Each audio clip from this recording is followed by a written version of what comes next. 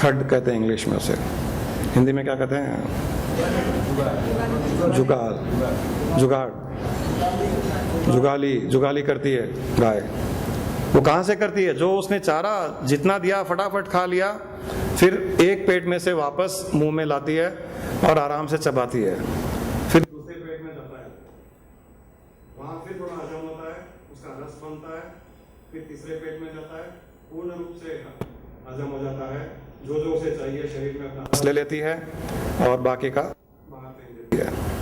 इसी प्रकार मनुष्य को जब सुनते हैं तो सुन लीजिए, जो पॉइंट ध्यान में आता है नोट कर लीजिए, उस समय डिस्टरबेंस फ्लो को मत कीजिए। घर जाने के बाद में इसको वापस याद कीजिए, क्या क्या हुआ, क्या क्या बातें हुई, क्या क्या आपने नोट किया, और उसको कॉन्शियसली थोड़े दिन प्रैक्टिस करने की कोशिश कीजिए। थोड़े दिन की प्रैक्टिस से आपको लगेगा कि आपके लाइफ में चेंजेस आने शुरू हो गए। थोड़े दिन की कॉन्शियस प्रैक्टिस चाहिए। मुझे आशा है कि हमें दूसरे तरह के व्यक्ति बनना है, पहला वाला नहीं। दोनों तरह के व्यक्तियों के जीवन में परिस्थितियां वैसी रहेगी, सिचुएशंस वैसी रहेगी, लॉस प्रॉफिट होगा, अच्छी बुरी परिस्थितियां होगी, लोग गुस्सा भी करेंगे, धोखा भी देंगे, नुकसान भी लगेगा, परंतु हमें समभाव, इक्विलिब्रियम स्टेट में रहना है।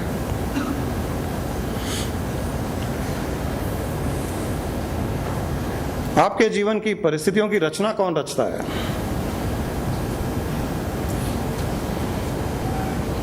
क्या आपने कभी सोचा है? चलिए मैं आपको 4 ऑप्शन देता हूं, खेलते हैं कौन बनेगा करोड़पति। केदारनाथ जी ने सुबह अनाउंस किया था कि आज जो भी जवाब देगा 1 करोड़ रुपए ले जाएगा यहां से। केदारनाथ जी तैयार हैं? और उसको पता चलेगा कि ताज डेक्कन में आप ये बोल रहे हो कि मैंने मेरे जीवन क्रिएट किया, सारी परिस्थितियां मैं क्रिएट करता हूं, तो वो क्या सोचेगा? आप बड़ा ध्यान रखिएगा, ये नाराज हो गया फिर शाम को जाकर के डबल पूजा करनी पड़ेगी। ईश्वर का कोई रोल नहीं।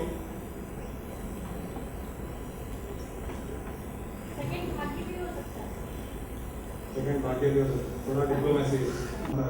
दूसरा है हमारा भाग्य, तीसरा है हम स्वयं, और चौथा है कि ये सब कोइंसिडेंसेस है, कुछ आनी जानी नहीं है। कई लोग कहते हैं कि मैं जहां पैदा हुआ हूं मेरा क्या रोल है उसमें? कोइंसिडेंस है। मेरी जिससे शादी हुई, जिस पत्नी से, कोइंसिडेंस है, ये भी पॉसिबिलिटी है। साइंस कई चीजों को कोइंसिडेंस मानता है। ये जोक संजोग की बातें हैं, दिमाग मत लगाइए। अब बताइए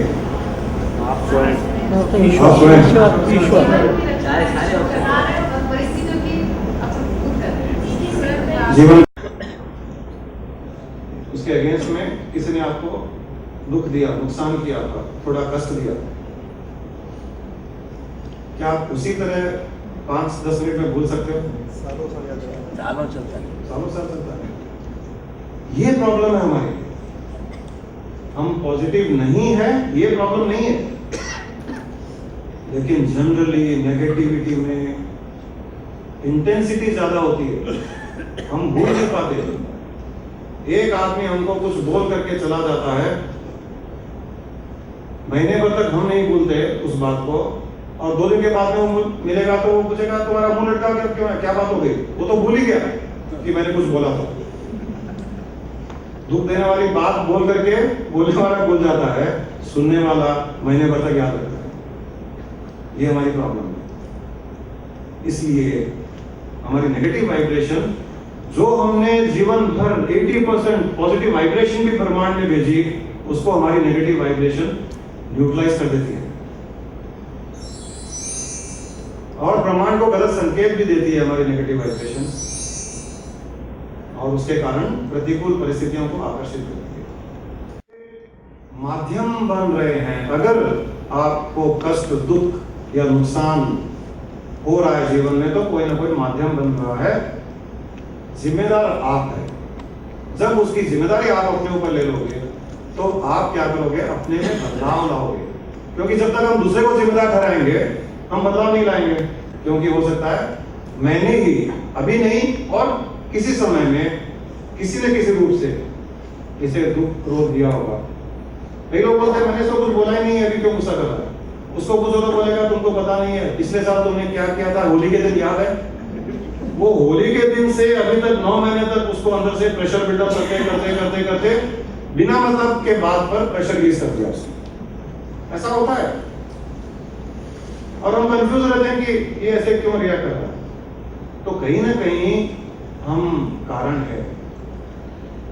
तो जब आप उसको मान लोगे कि मैं कारण हूं हर चीज का, तब आप अपने अंदर से बदलाव लाओगे। वो चाहिए। कभी भी किसी के भी प्रति प्रतिशोध की भावना न रखें, चाहे कितना भी आपको नुकसान हो जाए, कोई तकलीफ दे, दुख दे, उसके अगेंस्ट में रिवेंज की भावना नहीं होनी चाहिए। क्योंकि मैंने कहा कि जैसे हमारी नेगेटिविटी जाएगी वो डबल फोर्स से हमारी ओर आएगी वापस। तो रिवेंज की भावना में नुकसान हमारा ही है। जिसके लिए हम रिवेंज की भावना उत्पन्न कर रहे हैं उसको होगा या नहीं होगा वो एक अलग सब्जेक्ट है फिर, लेकिन आपको जरूर होगा। और कभी भी किसी भी कार्य की सफलता में संदेह, चिंता अथवा भय उत्पन्न न होने दें। कोई भी काम करना हो आपको, करने से पहले आप उसके बारे में अच्छी तरह से सोच विचार कीजिए। उसमें कोई प्रॉब्लम नहीं है, उसको एनालाइज कीजिए, उसमें अच्छे points, negative points, positive points सब सोच लीजिए। जितना आपको एनालिसिस करना हो पहले कर लीजिए, मतलब डिसीजन लेने के पहले आपको जितना एनालाइज करना हो कर लीजिए। ये जापानीज लोग भी ऐसे ही करते हैं। अगर आप में से किसी ने कभी जापानीज से डील किया हो तो पता हो, आप यहाँ किए कई लोग। आप जापानीज से डील कीजिए,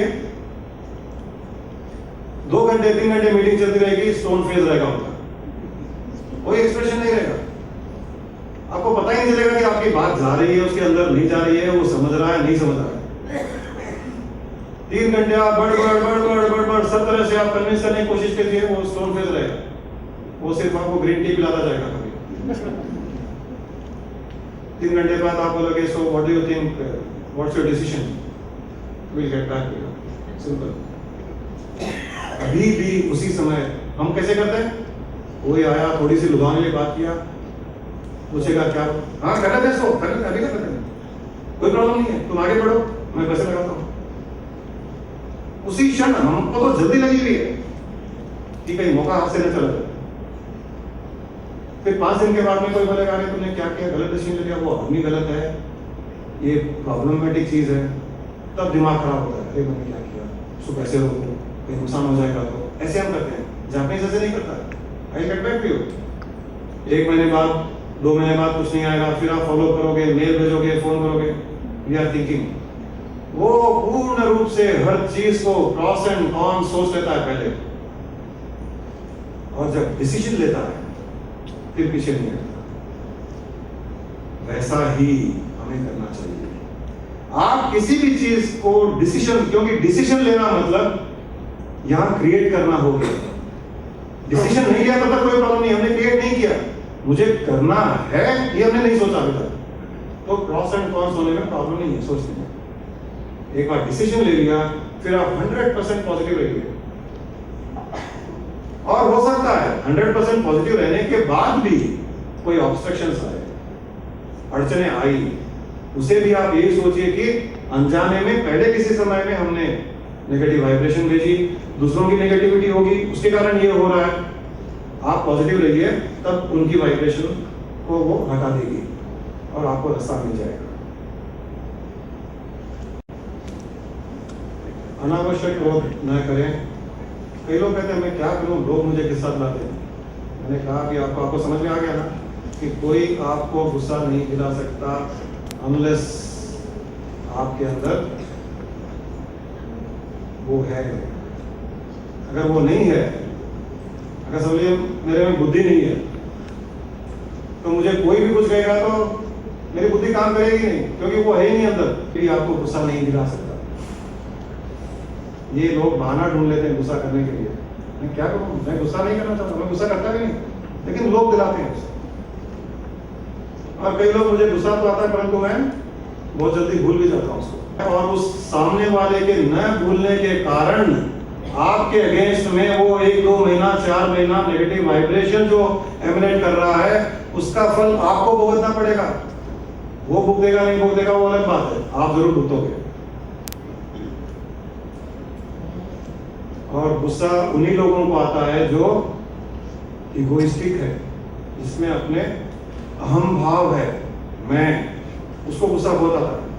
अपने इंटेलिजेंस का ईगो, स्टेटस का ईगो, वेल्थ का ईगो, नॉलेज का ईगो, सुंदरता का ईगो, खूबसूरत होने का ईगो। भगवान ने मुझे नहीं बनाया तो मैं खुश हूं, नहीं तो शायद ईगो आ जाता था। किसी चीज का भी ईगो हो सकता है आपने को, मेहनत का ईगो, घर में बड़ा होने का ईगो, एक्सपीरियंस का ईगो। तुमको क्या मालूम मेरा एक्सपीरियंस? अरे वो पुरानी बात है, 50 साल पुरानी। लोग 50 साल पुराने एक्सपीरियंस को भी नहीं छोड़ते हैं। आज का जमाना बदल गया, लेकिन बड़े बूढ़े लोग, तुम मेरे सामने आर्गुमेंट कर रहे हो, मेरा एक्सपीरियंस, उसका भी ईगो। उनको ये लगता है कि बच्चों में संस्कार नहीं है, ये नहीं सोचते कि मेरा ईगो ये बोल रहा है। बड़े लोग थोड़ी इस बात को समझ ले, और इस बात के कारण कई बार वो बच्चों से दूर हो जाते हैं। हर एक का अपना अपना एक्सपीरियंस है, हर एक का अपना अपना काम करने का तरीका है। छोड़ दीजिए, अगर आपका समय खत्म हो गया, आपने काम किया, एक्सपीरियंस है, कोई लेना चाहता है तो दीजिए, जाकर के जबरदस्ती मत दीजिए, वो नहीं जाएगा। परफेक्शनिस्ट, कई लोग परफेक्शन एकदम परफेक्शनिस्ट होते हैं, उनको बहुत गुस्सा आता है, क्योंकि थोड़ी भी इम्परफेक्शन, ये फूल यहाँ पड़ा हुआ यहाँ नहीं, बीच में सेंटर में होना चाहिए।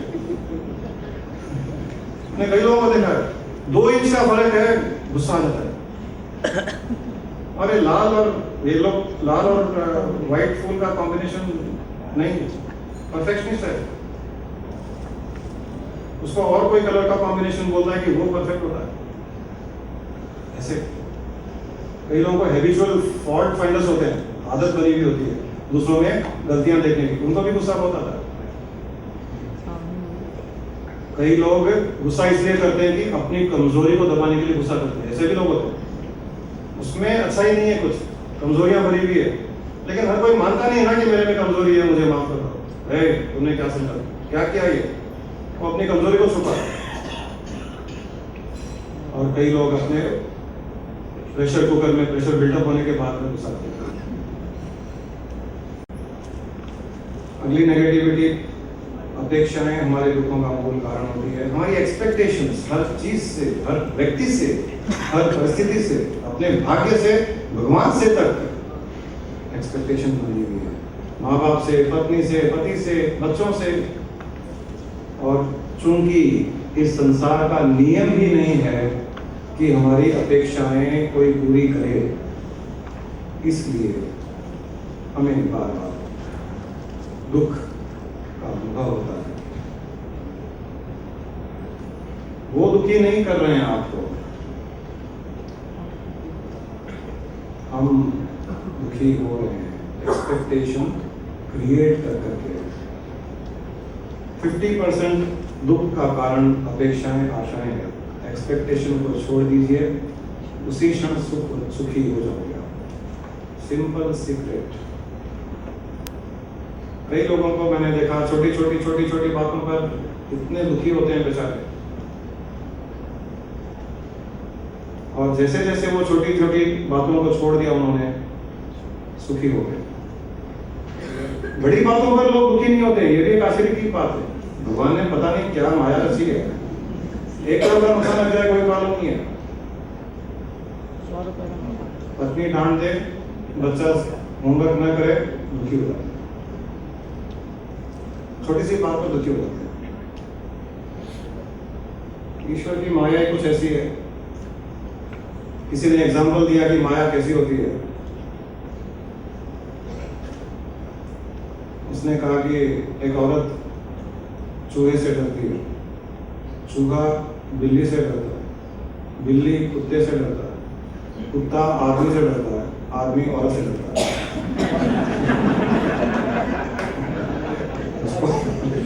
उसको माया कहते हैं। बहुत कम लोग हैं इससे बाहर निकल पाए। 2-4 लोग हैं हमारे, महेंद्र सिंह की नामधारी है, प्रेम अग्रवाल है, आजकल ये भी डरने लग गया, पहले नहीं डरता था। टेररिस्ट था ये प्रेम अग्रवाल, रहता है, खुद बोलता है। क्यों मुंह क्यों छुपा रहे हो? थे या नहीं थे? बिल्कुल था। घर आता था, बच्चे बीवी हर कोई चुपचाप शांत एकदम, सब डरते थे। और अब आके बोलता है, भाई साहब क्या आपने घर वालों को सबको तैयार कर दिया, पत्नी डांटती है, बच्चे डांटते हैं, यहाँ तक कि नौकर भी डांटते हैं, और मैं सच ही सुनता हूँ। मैं बहुत खुश होता हूँ खाली कि मुझे ऐसा चाहिए था। जीना सीख गया है, सब कोई प्यार करते हैं इसको। अब घर आते हैं तो पापा पापा, पत्नी भी जाती है, पति के पास बैठती है। पहले पत्नी किचन में गए, बच्चे बेडरूम में गए, बुक्स खोल के बैठ जाते थे, नौकर चुपचाप और कहीं गए, माँ बाप और किसी रूम में गए, अकेला जीव। अब खुद और फोन बस, अब सबको इसके पास आना चाहते हैं। इतना फर्क आ गया, ये है जीवन। और एक दुख का कारण बहुत बड़ा है अंधविश्वास। हर कोई किसी न किसी अंधविश्वास के साथ जुड़ा हुआ है। अरे ये भी तो हो सकता है काली बिल्ली को कुछ प्रॉब्लम होगी बेचारी को, तुम्हारे रास्ते काटने से, ये भी तो हो सकता है ना। एक बार ऐसा ही हुआ, एक आदमी घर से बाहर निकला, काली बिल्ली खड़ी थी तो गाड़ी रोक ली, काली बिल्ली ने रास्ता क्रॉस कर लिया। सिस्टम है कुछ 2 मिनट 5 मिनट कुछ खड़े रहना चाहिए, है कितना? गाड़ी ऑफ करके फिर ऑन करके चालू करके जाना चाहिए, फिर ऑन करके निकलना। तो आदमी निकल गया। दूसरे दिन उसी टाइम घर से बाहर निकला, काली बिल्ली थी, फिर उसने गाड़ी रोकी, ऑफ कर दी, काली बिल्ली ने क्रॉस कर दिया, रास्ता क्रॉस किया, गाड़ी ऑन की, चला गया। ये कब जाए कब आगे जाऊंगा, नहीं वो वहां से रही है, नहीं यहाँ से चल रहा है। बोला बिल्ली क्रॉस करो भाई, मुझे जाना है। उसको दिव्य दृष्टि हो गई थी, उसने बोला तुम पहले जाओ, 2 दिन से मैं तुम्हारे सामने से जा रही हूँ, मुझे 2 दिन से अभी तक दूध नहीं मिला।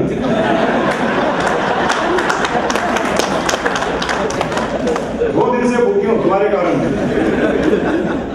तो उसने अपना स्विच ऑफ किया, इंजन ऑफ किया बिल्ली ने, बोला जब तक ये नहीं जाएगा मैं नहीं जाऊंगा, क्योंकि हम भी तो उसका रास्ता काट रहे हैं ना।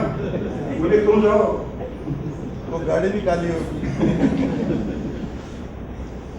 तरह तरह के लोग अंधविश्वास और अंधविश्वास, कई बार जो अंधविश्वास में विश्वास रखते हैं उन्होंने अनुभव किया है कि अंधविश्वास सच हुआ है, इसीलिए अंधविश्वास और बढ़ता है। सच क्यों हुआ? सच क्यों हुआ?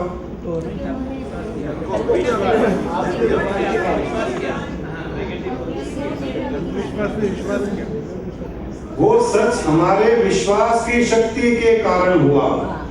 सिंपल, हमारे अंदर विश्वास की शक्ति है। अनजाने में हम अंधविश्वास, अंधी चीजों पर विश्वास की शक्ति को लगा करके उसे हमने ही सच किया।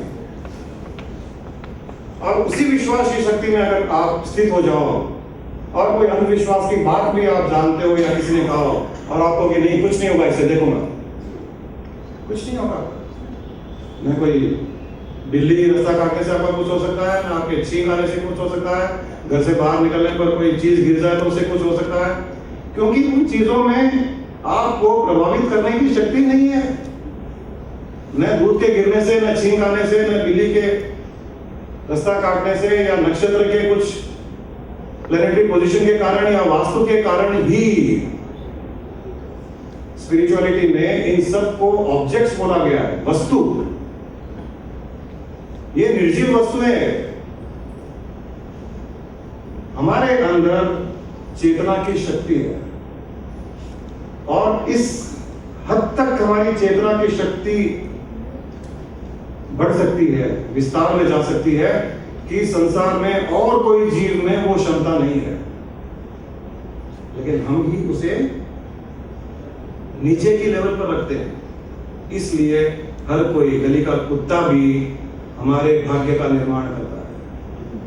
ये हमारी प्रॉब्लम है। जिसमें शक्ति नहीं है हमारे जीवन को प्रभावित करने के लिए, वो भी हमारे जीवन को प्रभावित करता है, क्योंकि हम उसे करने दे रहे हैं। ये प्रॉब्लम है। आप दोस्त बंद कर लीजिए। मैंने बताया था मेरे जीवन का किस्सा। हम लोग अभी जो मकान में रहते हैं उससे पहले 10 साल के पहले दूसरे मकान में रहते थे। जब मैंने वो मकान खरीदा तो एक वास्तु वाला वहां जाकर के आया, 100% अगेंस्ट वास्तु। मुझे भी पता था वास्तु क्या होता है। मैंने मकान देखा, और आपको भी पता है हैदराबाद में अगेंस्ट वास्तु मकान सस्ते में मिलता है। मुझे भी सस्ते का आनंद था, मैंने ले लिया। 100% अगेंस्ट वास्तु। वास्तु वाला गया, वापस आया, बोला आपने क्या किया है, आपको पता है उसमें वास्तु डिफेक्ट्स क्या है? मैंने कहा बैठो मैं बताता हूँ जितना मैं जानता हूँ। मैंने पूरी बता दी, नॉर्थ ईस्ट वेस्ट साउथ क्या है क्या नहीं है, हर चीज बता दी उसको। और इसके कारण क्या हो सकता है मैंने वो भी बता दिया, जो आप लोग मानते हो। बोला इसके बाद भी आप उस मकान में जाओगे, आपने खरीदा और उसमें रहने के लिए जा रहे हो? बोले हाँ जाएंगे रहने के लिए। बोला भाई साहब मैं तो आपको खाली रिक्वेस्ट कर सकता हूँ कि वो गलती मत कीजिएगा, आप जिंदगी भर पछताओगे, रोड पर आ जाओगे। मैंने कहा रोड पे ही हूँ वैसे भी, और क्या अंडरग्राउंड थोड़ी जाऊँगा। बोला आप हंसी मजाक में ले रहे हो, आपको पता नहीं है क्या करने जा रहे हो। मैंने पूछा क्या हो जाएगा बताओ मुझे। सबसे पहले उसने एक डराने की बात कही, बोले आपके पेरेंट्स ओल्ड हो रहे हैं। मैंने कहा ठीक है सभी ओल्ड होते हैं, उसमें क्या बड़ी बात है, कुछ भी हो सकता है। मैंने क्या कहा डेथ के बियॉन्ड कुछ हो सकता है क्या बताओ। बोले कैसी बात कर रहे हो आप, अपने पेरेंट्स के लिए डेथ की बात कर रहे हो? पेरेंट्स के लिए क्या अपने लिए भी डेथ की बात कर सकता हूँ, क्योंकि वो तो होने वाली चीज है। और मुझे इतना विश्वास है कि किसी वास्तु में इतनी शक्ति नहीं है कि मेरे पेरेंट्स को मार सके। आपके लड़की है, उसकी आंख की प्रॉब्लम हो सकती है, एक आंख जा सकती है, इसने जान तक काम हो। मैंने कहा ठीक है और बताओ क्या होगा। बोले आपसे बात करना बेकार है। मैंने उससे पूछा कि जो होना है बर्बाद होना है कितने दिन में हो जाएगा? बोले सर उसका वास्तु इतना गंदा है, और आपको ये बता दूं कि वो मकान 3 साल से बंद था, किसी की हिम्मत नहीं थी, किराएदार की भी हिम्मत नहीं हुई, और कई किराएदार उसमें गए जो 4-6 महीने से ज्यादा टिके नहीं वहां। और बंद मकान को हमने लिया, वास्तु अगेंस्ट में जानते हुए लिया। और मैंने उसको बताया भी कि हाँ तुम जो बोल रहे हो सही बोल रहे हो, कोई किराएदार वहां टिका नहीं। मैंने पूछा कितने दिन में हो जाएगा जो बर्बादी होनी है? बोला सर 6 महीने बहुत है उस वास्तु को आपको बर्बाद करने के लिए। मैंने कहा 7वें महीने वहां आ जाना, वहां आकर के मुझसे मिलना, क्योंकि सबसे बड़ा वास्तु के अगेंस्ट का काम यही था कि नॉर्थ ईस्ट में गेट के पास में एक 30-40 फुट बड़ा रॉक, जिसको निकालने में बाद में मकान मालिक ने हमारे छोड़ने के बाद में निकाला, बड़ा सारा रॉक है, वो एक ही काफी है, और बाकी सब अगेंस्ट में भी थे। 4 साल हम रहे। आज भी मेरे माता पिता हैं, स्वस्थ हैं, मेरी लड़की डॉक्टर बन गई, लड़का पढ़ाई अच्छा नहीं करता था, वहां अच्छा पढ़ने लग गया। वहां जाने से पहले बोलता था 10 का बोर्ड एग्जाम नहीं लिखूंगा, और इंजीनियरिंग करके MBA भी कर लिया। फर्स्ट क्लास लाइफ चली, 4 साल हम वहां रहे, कोई प्रॉब्लम नहीं, इसलिए कि हमने उसको हमारे अंदर एंटर नहीं करने दिया। जो वास्तु की डिफेक्ट्स थी उस प्रॉब्लम को माइंड के अंदर नहीं करने दिया। वो इसलिए कि मैंने आपको जो कॉन्सेप्ट बताया वो इसी के बेसिस पे है कि जो कुछ होता है पहले यहाँ होता है फिर बाहर होता है। जब मैंने यहाँ पर कुछ गलत नहीं होने दिया, न मेरे माता पिता के लिए न मेरे बच्चों के लिए, मुझे विश्वास था कुछ होगा ही नहीं, और कुछ नहीं हुआ। और अगर उसकी बात सुनकर मैं यहाँ होने देता कि अरे मेरे माँ बाप को कुछ हो गया, मेरे बच्चों को कुछ हो गया, तो होता था वो, फिर वास्तु ला के बोलता था कि देखो मैंने कहा था आपको। ऐसे ही लोगों की लाइफ में हो रहा है। ये अपने अंदर की विश्वास की शक्ति को जगाए रखिए, कुछ नहीं होगा। और जो विश्वास की शक्ति जगाए रखता है उसके साथ वो ईश्वर की शक्ति भी जुड़ी हुई रहती है।